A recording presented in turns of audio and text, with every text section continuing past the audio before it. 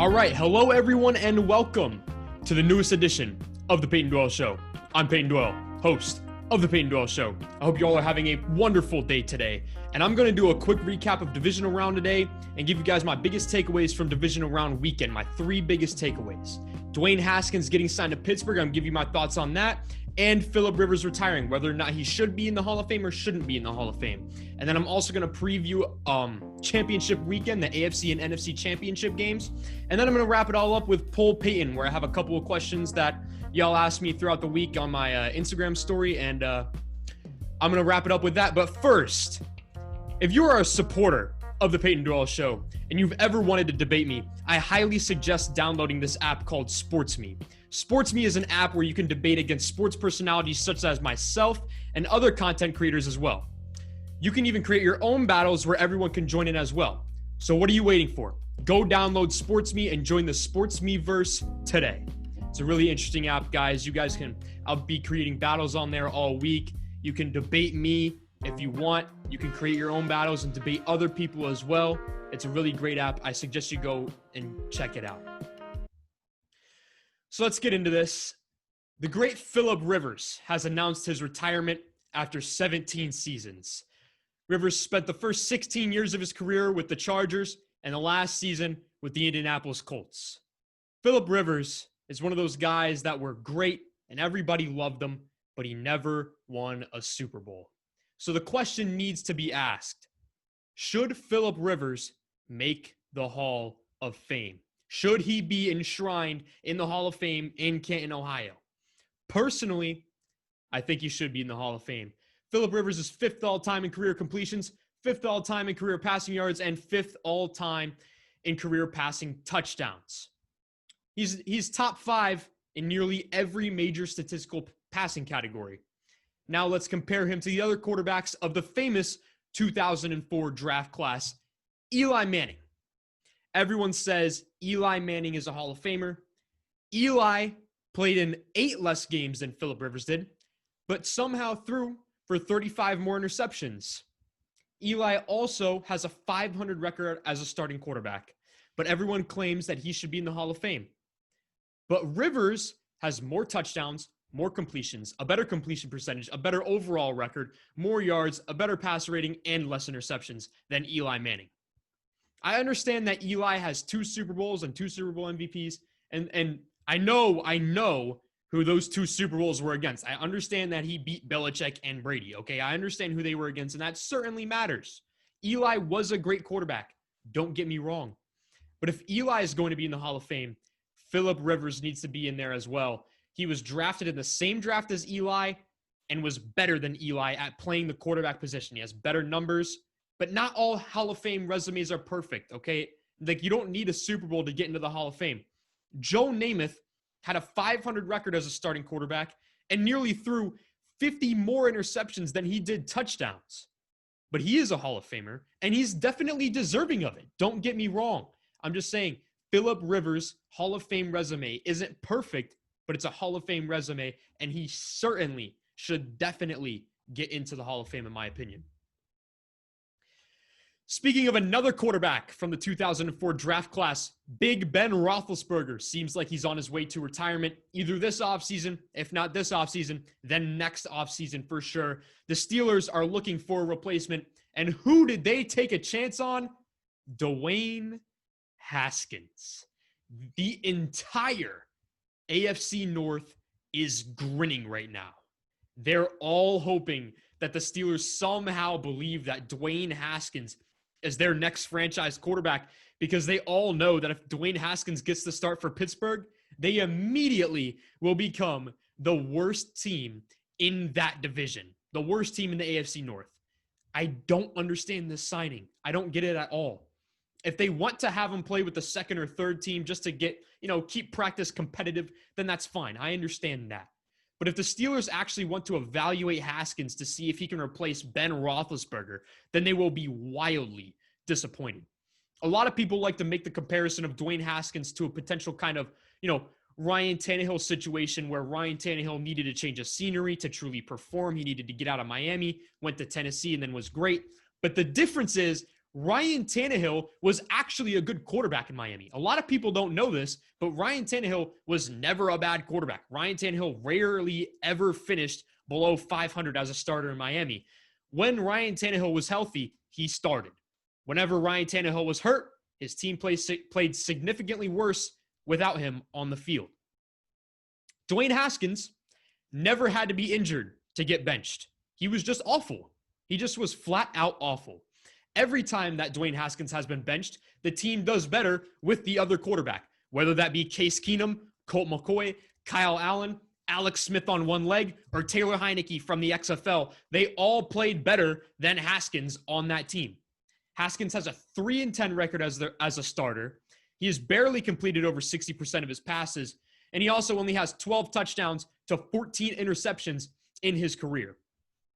Where do you see a potential starting quarterback in all of this? Let alone a franchise quarterback. If you do, please let me know what I'm missing. Please, in the comments, somebody, if you think Dwayne Haskins is a franchise quarterback, let me know, please. Because I think it's pretty clear and obvious to anyone with 2 eyes and a brain that Dwayne Haskins is not a franchise quarterback. Browns fans, Ravens fans, and Bengals fans should all come together and hope that the Steelers are unwise enough to start Dwayne Haskins in the future, because their defenses will be in for a treat. So divisional round weekend happened, and these are my 3 biggest takeaways. Starting off with number 1. Aaron Rodgers is the man. Like Stephen A. says, he's a bad man. And he's going to win MVP this season, and he's playing the best out of any other quarterback in the league right now. Before this game against the Rams, a lot of people were saying that Rodgers might have a hard time against this number 1 ranked Rams passing defense, and Aaron Rodgers went and basically said, I'm Aaron Rodgers. I can pass on anyone. Rodgers completed 64% of his passes for 296 yards, 2 touchdowns, no interceptions, and a passer rating of 108.1. Rodgers is looking like he's still in his prime, and the Packers are rolling going into the NFC Championship game. My second biggest takeaway, Drew Brees. It's been real, my man. It's been real. And you've had a great career. Drew Brees looked done, and it was honestly just extremely tough to watch. I think every football fan got in their feels watching Drew Brees walk off the field and what is most likely going to be his last game. The way he looked back into the stadium while walking into the tunnel to get one more look while in pads will give me chills for a long time. It's giving me chills right now just thinking about it. Like, really, it was deep. Everyone got in their feels. Drew Brees, thank you for all the awesome memories and everything that you've given to the game, everything that you've given to the fans, and everything that you've given to the community. And I can't wait to go see your bust in Canton, Ohio one day. The Browns, this is my third takeaway. It's about the Browns. They are not the same old Browns. The Browns lost, but they really didn't do anything that surprised anyone. In fact, if it wasn't for that Rashard Higgins fumble play where there was a no call on Daniel Sorensen for the helmet-to-helmet contact at the goal line where he fumbled in the back of the end zone, eventually ended up in turnover, the Browns might be playing in the AFC Championship game against the Bills this Sunday. But in Cleveland, there's a lot to look forward to going into next year. Baker Mayfield got significantly better as the year progressed. Kevin Stefanski is the coach of the year. You've got the 6th most cap space in the NFL. The Browns can use that to improve their linebackers and their secondary, which is much needed. This is going to be the first offseason in Baker Mayfield's professional career where he doesn't need to learn a new playbook. Like, the coach is coming back this year. In his first 3 seasons, he had 4 different head coaches. But now he knows this playbook going into next year. In Cleveland, you've got the coach, you've got the quarterback, you've got the O-line, and you've also got the best backfield in the NFL. Now use that cap space to get better on defense and hope that Baker Mayfield keeps progressing in Kevin Stefanski's offense. And the Browns, they will be playoff contenders for years and years to come. All right, so we've got 2 incredibly great championship games in the NFL this Sunday. In the AFC, we have the Bills and the Chiefs, Josh Allen and Patrick Mahomes, 2 of the brightest young stars in the league. Both of them have been blessed with bazooka arms, 2 of the strongest arms in the league. And then in the NFC, you have the battle of the 2 greatest of all times. Tom Brady, the man who has won more than any other quarterback during the Super Bowl era. That is not disputable. He has won more than anyone in the Super Bowl era. And Aaron Rodgers, who is arguably the most talented quarterback in the history of the game. But only two of these teams can win this Sunday. It's a tough weekend to pick games. These are going to be great games. But I'm going to start off in the NFC, the battle of the GOATs. I'm picking the Green Bay Packers to win this game. Aaron Rodgers and Davante Adams are the best quarterback and wide receiver duo in football. I think they're better than Josh Allen and Stephon Diggs this year, and I don't see anyone being able to stop them. They also have guys like Allen Lazard who can get open. They're nice deep threats, and then Marquez Valdes-Scantling who can get open as well. And then in the run game, they have Aaron Jones, who is super reliable as well. And their defense has been solid all year. They've looked like a potential Super Bowl team all year, the Packers have. And I say they actually do become a Super Bowl team this Sunday. I understand that the Packers lost to the Bucs earlier in the season. I watched that game. I know what happened. I know, but it's different now. I certainly don't see this game being a blowout like last time. I'm going to pick the Packers in a close one. Now let's go to the AFC. I'm picking the Chiefs. Patrick Mahomes has been cleared from concussion protocol, which is obviously huge. The Chiefs have the most playoff experience from the coaches to the players all throughout that organization. They know what's going on. I love Josh Allen, and I've been impressed with the Bills all season, but I'm not impressed with them in the playoffs so far. I understand they've had some bad weather games, but what this game is going to come down to is the Chiefs' ability to run the football. Clyde Edwards-Helaire looks like he might play. He might be playing this Sunday. He's questionable, and he's been returning to practice all week in a limited fashion. And even if he doesn't end up playing, they still have Le'Veon Bell and Darrell Williams, who have been running the ball great the past few weeks without him. So I like the Chiefs here. The Bills never run the ball. That entire offense is run through Josh Allen and his arms and his legs. I feel like when you're kind of one-dimensional like that, a great coach like Andy Reid will have a good game plan to stop that. So I'm going to go with the Chiefs. It's been a great run for the Bills. Nothing to worry about there. Bills Mafia, it's been real. You made the AFC Championship game, but you're going to get stopped by arguably the next dynasty in the NFL. So there's no shame there. So then in the Super Bowl, I'm predicting Packers versus Chiefs. So it'll be Aaron Rodgers and Patrick Mahomes, which is ironic because Mahomes has been compared to Aaron Rodgers throughout his career. So it'll be an interesting matchup between what I believe to be the two best quarterbacks in the NFL in the Super Bowl. It's a quarterbacks league. We all know it. And I want to see that matchup happen. It'll be a great matchup. Either way, regardless of who makes it, all of the possibilities, all the Super Bowl outcomes this year after AFC and NFC Championship weekend, they're going to be great matchups in the Super Bowl. We're going to be in for a treat as NFL fans in Super Bowl Sunday, 2 weeks. All right, so let's get into the final segment of the day, Poll Peyton. This is where you guys ask me questions on my Instagram story, and I answer them on the show. I've only got 2 questions this week, so let's begin. The first question is, do I think that the Brooklyn Nets will go to the NBA Finals? I do actually believe that the Nets will go to the finals this year. The reason being is that the NBA is a star-driven league, and the more stars you have on your team, the better. I understand that the first time that Kyrie Irving, Kevin Durant, and James Harden all played together, that they lost to the Cavaliers. I understand that. They played horrible defense that night. I get it. But I'm not worried about it because that was literally their first time playing together as a team.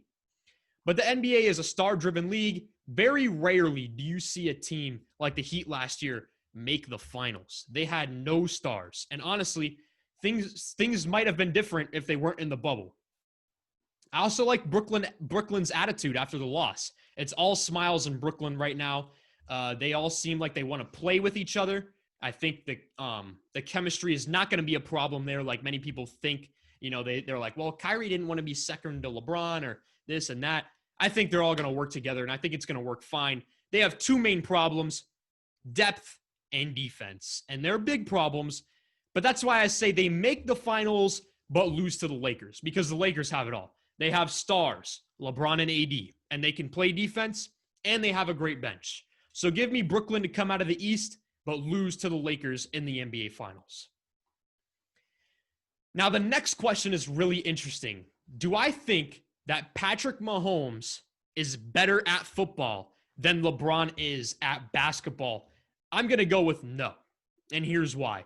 For as long as I've been alive, I have not seen anyone dominate a sport as much as LeBron James has dominated basketball.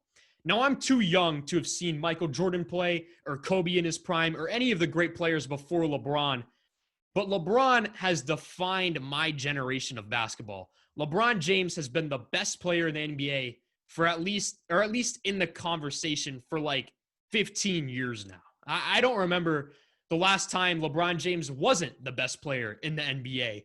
Plus, talent-wise, LeBron is probably the best to ever do it, in my opinion. He's too big, too fast, too strong, so he can easily beat you and get to the rim. He has a nice mid-range, and that fadeaway is great. He's developed that throughout his career. That mid-range fadeaway he has is unstoppable, and he has become an exceptional three-point shooter as well. There's nothing that LeBron James isn't good at.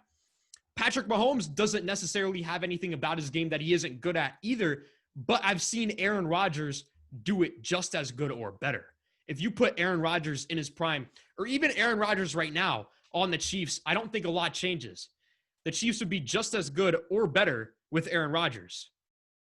Now, if you took Kevin Durant, who I believe is the second best player in the NBA, and put him on any of those Cavs teams that LeBron was on, I doubt they would even make the finals once, let alone come back from down 3-1 against the 73-9 Warriors. Now, this conversation changes if Mahomes keeps this up for 10 years or more. But nobody has dominated this much for this long like LeBron James has dominated basketball. So that's it. Thank you all so much for watching and or listening. Please make sure to like, follow, or subscribe wherever you may be listening. And if you haven't, you should go check out the show on social media at Peyton Doyle Show. That is at Peyton Doyle Show. I'm on Instagram, TikTok, Twitter, and Facebook. Thank you all so much for listening, and please make sure to stay tuned for the next episode. Thank you.